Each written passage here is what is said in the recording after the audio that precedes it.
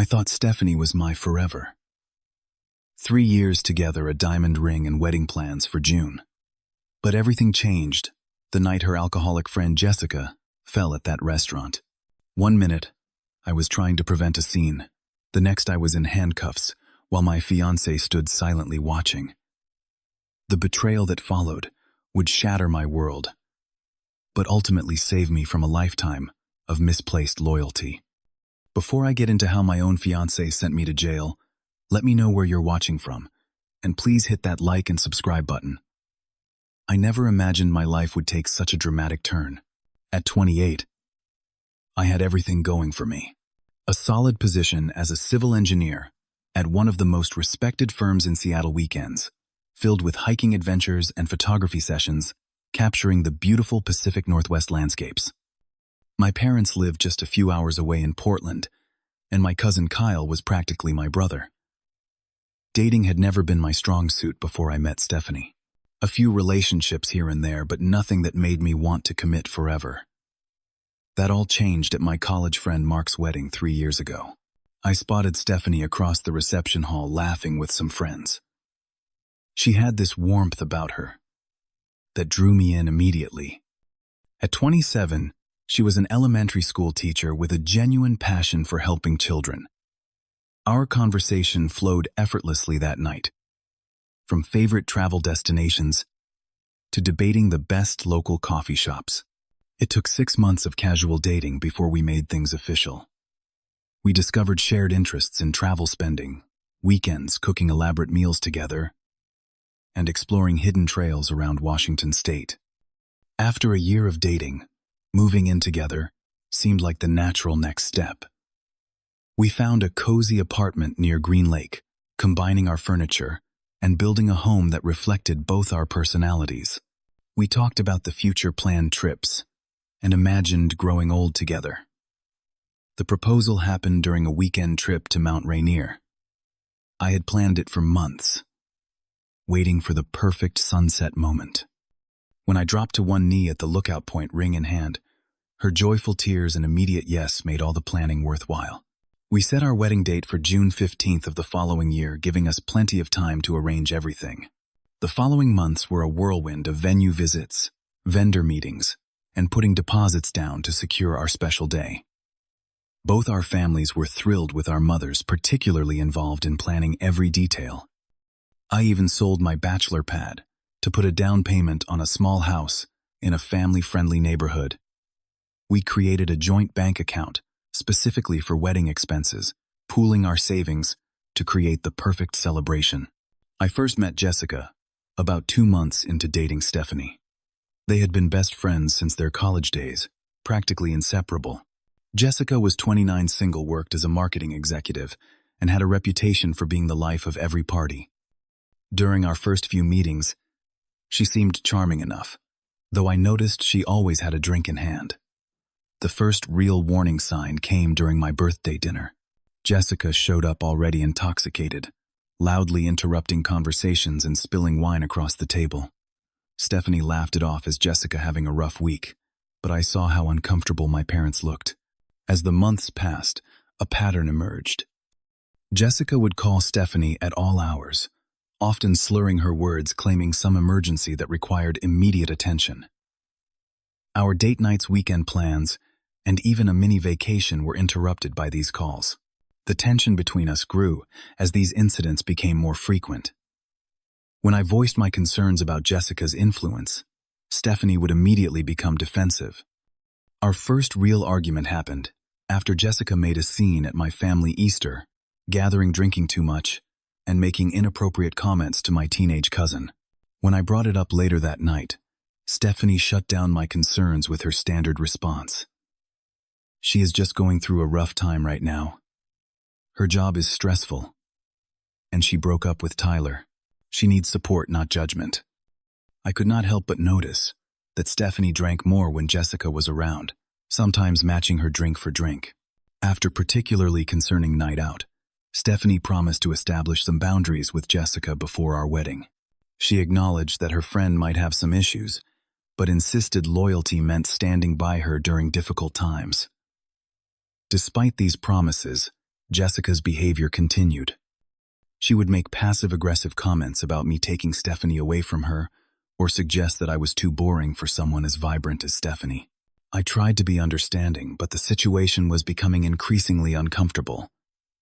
The incident at the bar really should have been my final warning. Stephanie called me close to midnight, asking if I could pick them up from a downtown bar. Jessica was upset about something work-related and needed to blow off steam, she explained. I drove across town to find both women intoxicated with Jessica barely able to stand. Throughout the ride home, Jessica made inappropriate comments about my relationship with Stephanie, suggesting she knew things about Stephanie that I never would. Stephanie just giggled in the back seat, too drunk to recognize how disrespectful the whole situation was. The next morning, Stephanie apologized, profusely promising it would not happen again. When I gently suggested that Jessica might need professional help for her drinking, Stephanie immediately switched to defense mode. "You do not understand her like I do," she insisted. "Jessica has been there for me through everything. I cannot just abandon her because she likes to have fun sometimes." That conversation should have been a warning sign about where Stephanie's ultimate loyalties would lie. But love made me optimistic, and I truly believed our relationship would take priority once we were married. The night everything fell apart began as a celebration. I had just received a promotion at work, and we planned a dinner at Bellini, an upscale Italian restaurant downtown. I invited a few close colleagues, including my boss Richard, to join us. Stephanie seemed genuinely proud, and I was excited to share this milestone with the important people in my life. My heart sank when I saw Jessica approaching our table. Stephanie had mentioned inviting her, but I hoped she would maintain some decorum given the professional setting. Even at 6:30 in the evening, Jessica showed clear signs of having started drinking hours earlier. Her walk was unsteady, her voice too loud for the elegant restaurant. I could see Stephanie's immediate discomfort, the way her smile tightened and her eyes darted nervously between Jessica and my colleagues. Yet she said nothing, as Jessica ordered a double vodka martini, ignoring the server's subtle suggestion of starting with water. I tried to focus on enjoying my moment, sharing details about the new project I would be heading. Richard was discussing the timeline when Jessica interrupted with a loud, unrelated story about her recent vacation. My colleagues exchanged glances, and I felt my promotion celebration slipping away. As the evening progressed, Jessica ordered multiple drinks, despite the server's increasingly obvious hesitation. Her voice grew louder, her stories more inappropriate. I could see my boss checking his watch more frequently, clearly eager to make an exit. The situation escalated when our server, a young woman who appeared to be of Asian descent, politely informed Jessica that the kitchen was closing soon for food orders. Jessica's response was immediate and shocking. "Maybe if you people spoke better English." I would have understood the kitchen hours she slurred, following with racial slurs that made everyone at the table freeze. The server maintained her professionalism, but I could see the hurt in her eyes. Before Stephanie could react, I apologized to the young woman. By then, the restaurant manager was approaching our table, a tight smile on his face, as he addressed the disturbance. "I believe your friend might be more comfortable getting some fresh air," he suggested diplomatically. "We want all our guests to have an enjoyable evening." Stephanie sat frozen in embarrassment, staring at her plate. I knew I needed to handle the situation before Jessica could cause more damage. Standing up, I gently placed my hand under Jessica's elbow. "Let us go outside for a minute," I suggested quietly. "Get some air and clear our heads." Jessica jerked away from me, her voice rising to a near shout. "Do not touch me. I am perfectly fine. The problem is this terrible service." I tried again, keeping my voice calm. "Jessica, please, let us just step outside for a moment." As I guided her toward the door, Jessica became more resistant, pulling against my light grip on her elbow. The other diners were now openly staring. I was acutely aware of the scene we were creating, of my colleagues witnessing this disaster unfold. "Let go of me," Jessica yanked her arm away forcefully, stumbling in her high heels. As she pulled back, she lost her balance, crashing into a serving cart. The collision knocked her sideways, and she fell, hitting her forehead against the edge of the cart before landing on the floor. A small cut opened above her eyebrow, a trickle of blood appearing. The restaurant staff immediately rushed over the manager, kneeling beside her with a clean napkin pressed to the wound. "Are you all right, miss?" "Should we call an ambulance?" he asked, concern evident in his voice, despite the trouble she had caused. That was when Jessica screamed the words that would change my life. "He pushed me. Antonio pushed me. Everyone saw it." She pointed at me, eyes wild with either intoxication or malice. I could not tell which. The restaurant fell silent. All eyes turned toward me, then back to Jessica bleeding on the floor. I looked at Stephanie, expecting her to speak up to clarify what had actually happened. She sat in stunned silence, her face pale. I did not push her. I stated clearly, looking around at the witnesses. She pulled away from me and lost her balance. Everyone saw what happened. Some patrons nodded in agreement, but the damage was done. A man from another table was already on his phone, speaking quietly, but urgently. I later learned he had called 911, reporting an assault. The police arrived within minutes, 2 officers entering the restaurant with purposeful strides. They separated everyone, taking statements from Jessica first, as she continued to sob dramatically about being attacked. "She is extremely intoxicated," I explained to the officer questioning me. I was trying to escort her outside at the manager's request. After she made racist comments to our server, she pulled away from me and fell against the cart. I never pushed her. I kept looking at Stephanie, waiting for her to back up my version of events. The officer noticed my glances and asked her directly, "Ma'am, is that what happened? Did you witness the incident?" The moment that followed is forever burned into my memory. Stephanie, my fiancée, the woman I planned to spend my life with, looked at the floor as she spoke. "Antonio was pretty rough with her when he grabbed her arm," she said softly. "Jessica has always been afraid of him. His temper, you know." My world stopped. The words made no sense. I had never shown any temper toward Jessica. I had never given Stephanie any reason to fear my anger. The lies were so unexpected I could not even formulate a response. Before I could gather my thoughts, I felt the cold metal of handcuffs closing around my wrists. The officer read me my Miranda rights as my colleagues watched in shocked silence. The shame of that walk through the restaurant past tables of staring patrons felt like a physical weight crushing me. The processing at the local precinct was a blur of fingerprints, mugshots, and formal questions. The reality of spending the night in a holding cell only sank in when the heavy door clanged shut behind me. The cell held 2 other men, both avoiding eye contact, as I found a space on the hard bench. I tried calling Stephanie repeatedly, but every call went straight to voicemail. As hours passed, with no word from her, a hollow feeling grew in my stomach. The charges were officially filed: assault and battery. The officer mentioned that depending on the severity of Jessica's injuries, it could potentially become a felony charge. For 48 hours I sat in that cell, with no contact from the woman who had promised to stand by me through better or worse. When a guard finally told me someone had arrived to post bail, I expected to see Stephanie waiting for me. Instead, my cousin Kyle stood there, concern written across his face. "I tried calling Stephanie," he explained as we walked to his car.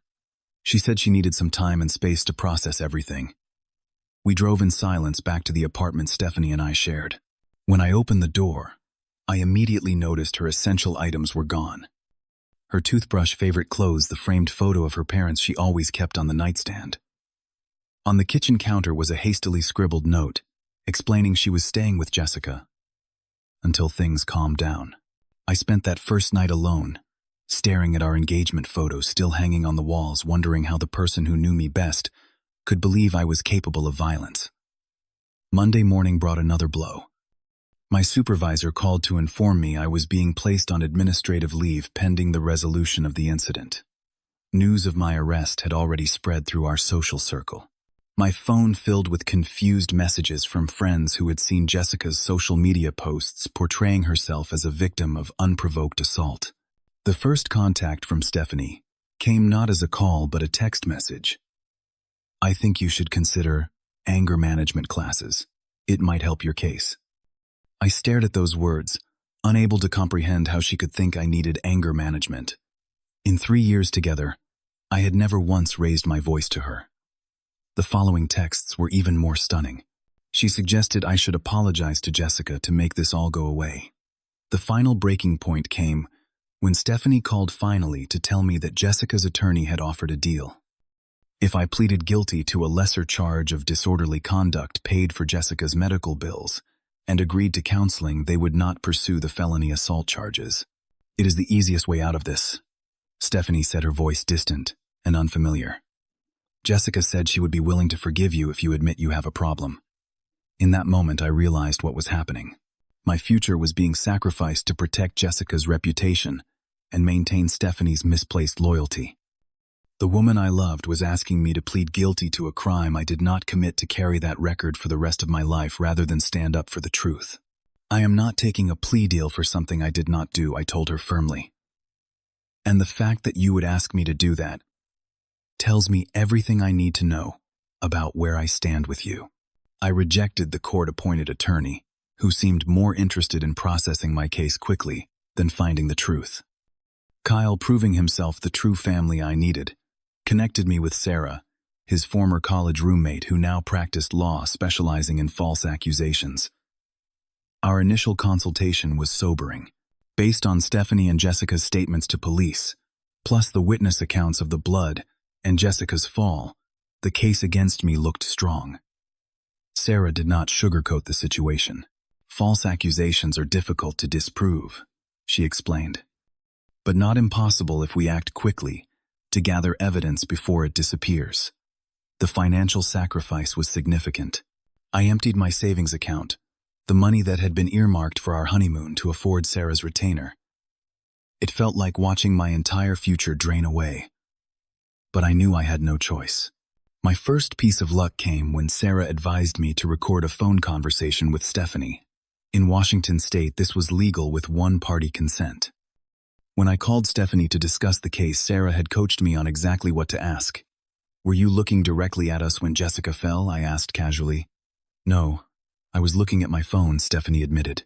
"I just heard Jessica scream and looked up to see her on the floor." "So you did not actually see me push her?" The pause before she answered told me everything. "Well, no, not exactly. But Jessica said you did, and why would she lie about something like that?" Sarah nodded as she listened to the recording. It was not a smoking gun, but it established that Stephanie had not witnessed what she told police she had seen. Kyle proved invaluable in our investigation. He returned to Bellini Restaurant to speak with management, discovering that security cameras covered the entire dining area. The restaurant manager, who remembered the incident, clearly was sympathetic after dealing with Jessica's behavior that night. He confided that Jessica had caused problems before, at the establishment. "Your friend was extremely intoxicated," he told Kyle. "The servers had already discussed cutting her off before the incident occurred." With Sarah's guidance, we filed formal requests for the security footage. What it showed was unambiguous. Jessica pulling away from my light grip on her elbow, stumbling in her heels and falling against the cart. At no point did I push or shove her. Kyle also helped track down other witnesses from that night. The bartender confirmed Jessica had consumed at least 6 strong drinks before even joining our table. The server Jessica had insulted provided a written statement about her belligerent behavior. Even diners at nearby tables were willing to state they saw Jessica fall after pulling away from me. Perhaps most damaging to Jessica's case was what Sarah's background check revealed. Jessica had filed similar accusations against an ex-boyfriend 2 years earlier, charges that were eventually dropped due to inconsistencies in her story. The medical report from the hospital showed her blood alcohol level that night was 0.243 times the legal limit for driving. As our case strengthened, the pressure from Stephanie intensified. Her family members called to express their disappointment in me. Wedding vendors needed decisions about cancellations, deposits were at risk of being forfeited. Stephanie delivered an ultimatum via text: accept the plea deal or consider our relationship over. I responded with my own ultimatum: tell the truth about what she actually witnessed, or we were finished. I arranged for Sarah to meet with Stephanie to review the evidence we had gathered. When Stephanie saw the security footage clearly showing Jessica's fall was self-caused, her facade cracked. Jessica convinced me you had anger issues, she confessed tearfully. She said I was too blind to see the warning signs that you controlled me in subtle ways. She told me if I did not support her, I was enabling an abuser. Despite her tearful apologies and pleas for forgiveness, I decided to proceed with fighting the case, regardless of what happened to our relationship. The trust was irrevocably broken. The preparation for court was intense. Sarah filed motions to admit the security footage and witness statements. The prosecution, after reviewing our evidence, reached out about possibly dismissing the case. But Jessica, perhaps knowing her reputation was at stake, hired an aggressive attorney who pushed forward despite the mounting evidence against her claims. Stephanie found herself caught between loyalty to her oldest friend and the obvious truth. She avoided my calls, communicating only through brief non-committal texts. Meanwhile, my parents drove up from Portland to support me through the trial, providing the emotional backbone I desperately needed. Media interest in the case grew as details leaked about the security footage, contradicting the alleged victim's claims. My reputation hung in the balance, my name appearing in local news stories, with alleged attached to actions I never committed. The night before the trial, Stephanie texted, asking if we could talk. I declined. Whatever she wanted to say could wait until she was under oath. The courtroom was smaller than I expected, but imposingly formal. The judge, a stern woman in her 60s, reviewed the case documents with an unreadable expression. Jessica took the stand first, delivering a performance worthy of a daytime drama. She described permanent trauma nightmares, fear of going to restaurants.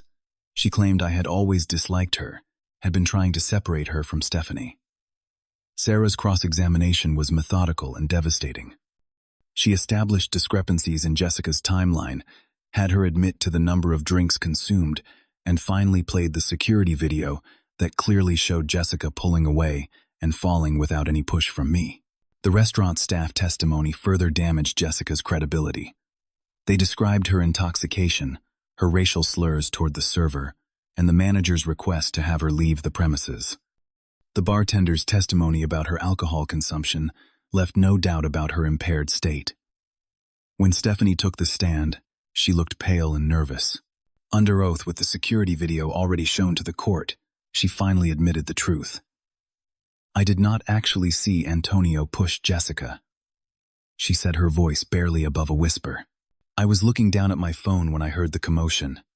I just assumed, based on what Jessica told me afterward, that he had pushed her. The prosecutor's case was crumbling visibly. After a brief recess, he returned to request a dismissal of all charges. The judge granted the motion, but added stern words about wasting court resources on false accusations.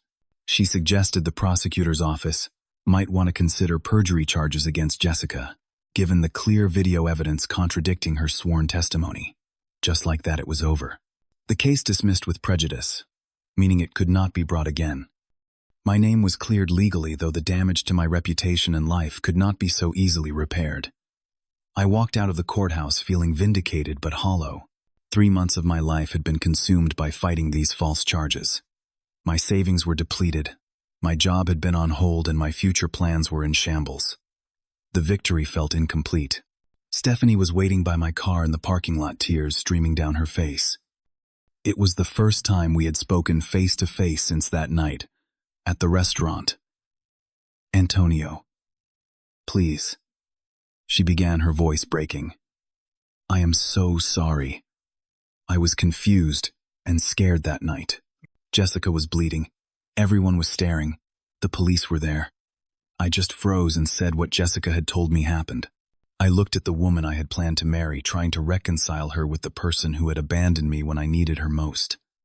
You chose your loyalty to the wrong person, I said quietly. You were willing to let me be convicted of a crime I did not commit, rather than stand up to Jessica. Stephanie revealed how Jessica had manipulated her for years, slowly planting doubts about me, suggesting I was subtly controlling or potentially dangerous. She had been so dependent on Jessica's friendship that she could not see the manipulation for what it was. I reached into my pocket and pulled out the engagement ring she had returned via mail 2 weeks after my arrest. I held it out to her. "I hope you find the courage to choose truth next time, even when it is difficult," I told her. "But it will not be with me." As I walked away, she called after me, begging for another chance. I did not look back. Some broken things cannot be repaired. The weeks that followed were dark. I cycled through depression, anger, and disbelief. How could the person who knew me best believe I was capable of violence? How could she choose her manipulative friend over the truth? I withdrew from friends, took a leave of absence from work, and spent days barely functioning. Professional therapy became my lifeline. My therapist helped me understand that what I had experienced was a form of betrayal trauma, with effects similar to PTSD. Kyle and my parents provided the support system I needed, checking in daily, bringing meals, and sometimes just sitting with me in silence when words failed. The house Stephanie and I had bought together went on the market. Even though selling in a hurry meant taking a financial loss, I could not bear to live in the space we had chosen for our future. Jessica faced consequences for her false report, though far less severe than the punishment I would have received if convicted. The restaurant filed a separate complaint about her behavior toward their staff, adding to her legal troubles. Through mutual friends, I heard that Stephanie had finally ended her friendship with Jessica. The revelation had come too late for us, but I hoped it meant Stephanie was finding her own strength at last. 3 months after the dismissal, I returned to work. My colleagues were supportive, my boss apologetic for the administrative leave. I found a new apartment smaller than the house, but representing a fresh start. The blank walls and empty rooms felt like a canvas for a new chapter. Somewhat unexpectedly, I discovered a passion for helping others facing false accusations. Sarah encouraged me to share my story, and together we started a support group connecting people with legal resources and emotional support. What began as my personal nightmare became a way to create meaning from suffering. Old friends who had stood by me during the ordeal became even more important in my new life. I developed a keener sense for authenticity in relationships, recognizing the difference between those who stayed during the storm and those who only reappeared after the skies cleared. Sarah became not just my former attorney, but an important friend and mentor. Our weekly coffee meetings to discuss the support group gradually evolved into conversations about life books and eventually more personal matters. 1 year after the case dismissal, my professional life was flourishing. I had been promoted to project manager, leading a team on a significant public works project. The incident with Stephanie and Jessica rarely crossed my mind anymore. Then came an unexpected encounter. At a local coffee shop, I looked up from my laptop to see Stephanie waiting for her order. Our eyes met, and after a moment of hesitation, she approached my table. Our conversation was brief, but civil. She was teaching at a new school, had been in therapy, working on her codependency issues. There was genuine regret in her eyes, but no expectation of reconciliation. We spoke as two people who once knew each other well, now traveling different paths. I felt no resentment toward her, just a quiet recognition that what had happened had revealed our true characters and compatibility. Some lessons come at a terrible price, but their value is undeniable. In an unexpected turn, Sarah and I had begun dating 6 months earlier. Our connection had evolved naturally from friendship into something deeper. With her, I found an authentic relationship based on mutual respect and unwavering commitment to truth. She had seen me at my lowest point and still recognized my worth, a stark contrast to what I had experienced with Stephanie. Looking back at the ordeal, I came to understand how crisis reveals people's true priorities. Those who stand by the truth regardless of personal cost are rare and precious. Despite its flaws, I gained a new appreciation for the legal system that ultimately allowed truth to prevail. Finding purpose in helping others through similar situations gave meaning to my suffering. The gratitude I eventually felt for this painful lesson was genuine if hard-won. It had prevented me from spending a lifetime with someone whose loyalty would always be compromised. I developed stronger boundaries in relationships, a clearer sense of my own worth, and the courage to demand honesty above comfortable lies. Rather than dwelling on past injuries, I found myself looking forward with unexpected optimism. The greatest surprise was finding happiness through facing my greatest challenge. When everything I valued was stripped away, I discovered what truly mattered and who truly mattered. Sometimes losing what you thought you wanted leads you exactly where you need to be. Have you ever experienced a betrayal that ultimately saved you from a worse fate? Share your story in the comments below. If this resonated with you, please like this video and subscribe to hear more stories about overcoming life's unexpected challenges. Thank you for listening, and remember that sometimes the darkest moments lead to the brightest futures.